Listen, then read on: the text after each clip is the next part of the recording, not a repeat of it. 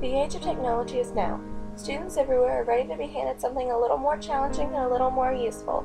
For decades, school has essentially worked in the same way. Not much has changed until now. Why go the traditional route when it bores the students? Why bore them if we now have at our fingertips all that we need to get them involved and excited to come to school? No student will want to fall asleep in a class when they are being intrigued by animation, colors, and new fun ways of learning.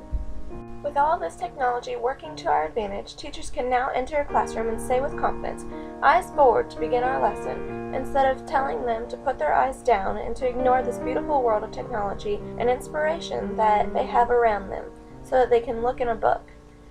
As a class prep activity, students could send in any questions or topics that they would like to cover in more detail online so the teacher is able to cater to everyone's needs.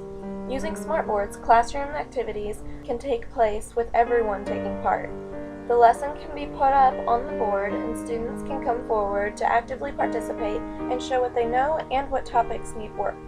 For example, if the lesson for the day in English was to label words in the sentences, like prepositions, object of prepositions, subject, verb, etc., the sentence could be put up on a smartboard and the students could come up one by one and label things. There could be a paragraph on the smartboard and they could simply use their finger to each highlight, for example, a verb. This way, every student could have their turn to show that they know what each part of speech is and how to recognize it in a sentence. Similarly, they could use this technique with any subject and even with class presentations. Adding this small part of technology makes it fun, clean, and creative for students.